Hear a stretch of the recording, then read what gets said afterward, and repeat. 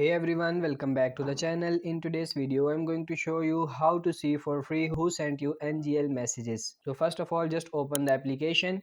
So you have to log in NGL application first. Now tap on this copy link and tap on OK. And now go to Instagram and share the story with NGL link. So you have to paste your NGL link here like you just copied and then just tap on done. After sharing the story, just wait for message on NGL link app.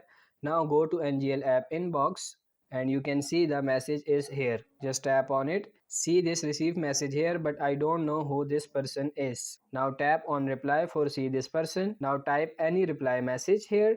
Tap on this done. Tap on this share. Now share your story and wait few times. The first person that view the story has sent the message, so he wanna know the reply. So that's how you can see for free who sent you NGL messages. So the first person is viewed your story is the same person who sent you NGL message. I hope this video was helpful. If it is, like this video and subscribe to the channel. Thank you.